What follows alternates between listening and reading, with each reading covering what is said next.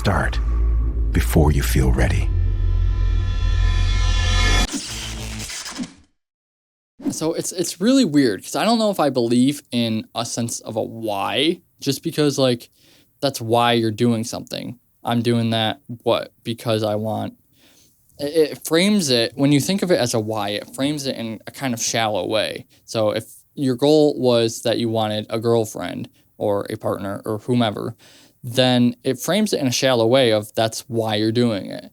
But when you think about it, when you put it in a different perspective of it, which are you going to choose, that's a much more compelling ideology a mentality, because it makes it more real. Like, oh, I want a girlfriend. And it's easy to say. You can just say that.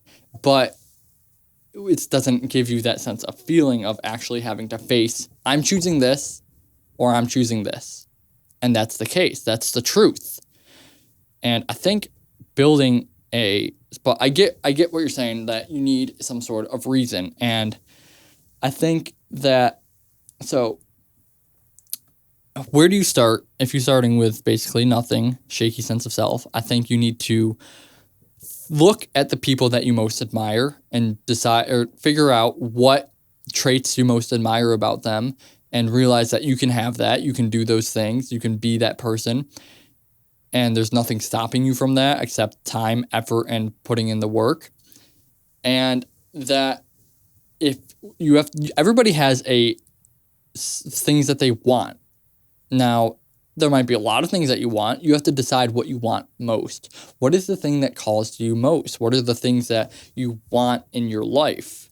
The things that you feel like you're kind of empty without.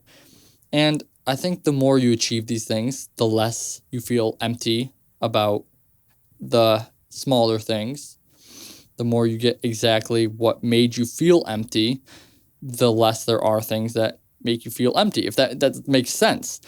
If you have the things that fill you up, you're not going to feel as empty. But there's going to be that small aching for wanting something that you can still keep following that until you keep improving and improving and improving and keep getting those things and things and things. And I don't think the victim mindset helps anybody. So that might be something to also work on. But that's a whole nother story. That's a whole nother topic. I do think, though, that you can start at being grateful of what you can have today.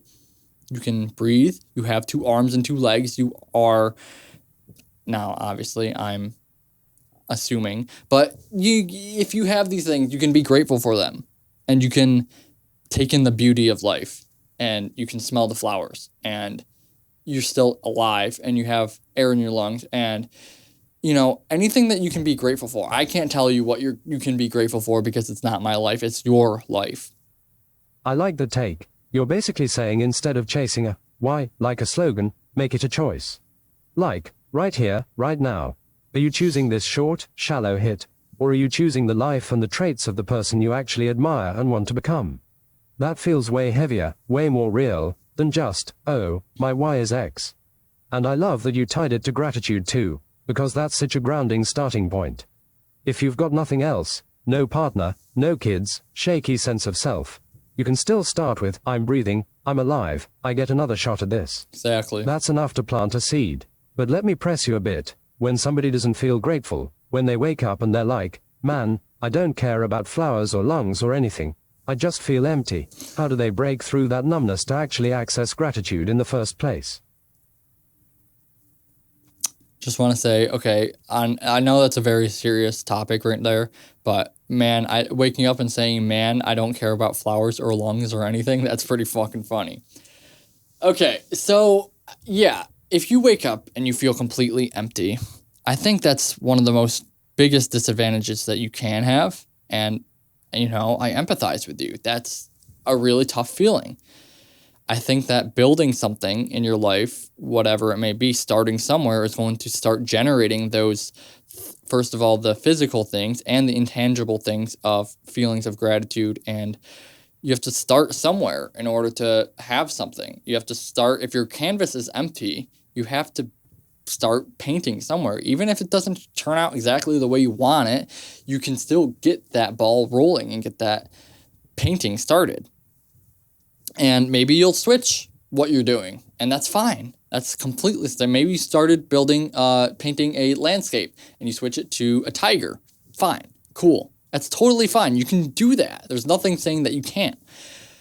So if you wake up completely empty, though, I think one of the greatest things that you can work on is your body, is by going to the gym and getting physiologically in shape, because that will spark your mind, that will make your mind work more efficiently, and that will give you a sense of accomplishment. You show up and you did that. And, if you wake up completely feeling empty, I don't know. I do know, but I don't know. You know what I mean? Then, because I feel like most people have been there to a degree. And if you don't have really anything to go off of, then you're going to feel empty. You're going to feel numb. Well, why wouldn't you? You're living a empty, numb life at that point. And say you're that empty that you don't care about that relapsing. Well, it's not. If you don't care about it, you're not going to recover. You're just not. And that's just the fact of the matter. You can't just take a magic pill and stop. That's not how it works. So I think you have to start somewhere, and you have to build, even if you don't feel like it. And I think self-improvement of all realms is a great beginning, and especially in some sense of physicality. Being able to go to the gym and be active and get your heart going in some way, and continuing, because that's an easy thing to do and build up and keep doing. Love that. Straight fire. Short version, you nailed it. If someone's waking up numb and empty, grand speeches about meaning won't move them. The body will. Start with something tiny and physical. 5 minutes of movement, a walk, 1 set of push-ups, a cold splash. That motion rewires the brain enough to feel something, Body even a feels the little, mind, and the that mind little feels feeling the compounds into spirit. momentum. Don't wait for motivation or a grand It's a cycle. why. Build a chain of tiny wins, protected with blockers and simple rules, and let those wins create the taste for more. And use guilt only as a spark. Anger, controlled, or love, protecting your future life, are far better long-term fuels. Bottom line, start small, show up, repeat. Momentum will do the heavy lifting. I think you also have to do the heavy lifting, but momentum makes it easier, and that's why habits are so important. Exactly. And that's the heartbeat of day zero, right? Don't overcomplicate it. Don't try to figure your whole life out in the first 72 hours. Just start somewhere real, small, and physical. Use the spark, whatever it is, guilt, anger, love, and channel it into that first brick you can lay down. Because once you've laid that first brick, the wall builds itself one piece at a time. I think it's also important to remember that you're not going to be taking everything. When you're in the midst of it, don't think of how long it'll be. Just get through the day. Say to yourself, I just need to get through the end of today, and take it day by day, because urges and temptations and all of that can only exist in the present moment. So you have to take it one temptation at a time, one urge at a time, one day at a time. And that's just how it is. And if you fortify your mind in a way to not take it, and you have to always do it I know that sounds so weird, but that you aren't fighting it in the future, because a lot of times we'll unconsciously do that. Like, so I have to do this for so long, and it's like if I said, oh, just do that for the rest of your life. You're going to feel overwhelmed. That's just what's going to happen. You're going to feel this dread, the sense of dread, because that's so much. But when you think about it, okay, I just need to get through this one. No, just this one. No. And what'll happen is just the pure repeated effort of doing that day in, day out, of continually saying no to the temptation, to the whatever it may be, you will continue to build that resistance against it and be able to have the discipline slowly and surely. Hey, before you go, you made it this far, which means you're a part of the 1% that actually want to improve.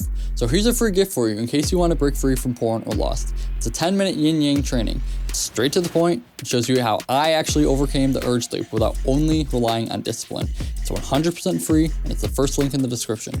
I highly recommend starting there today if that's something that you'd like to stop.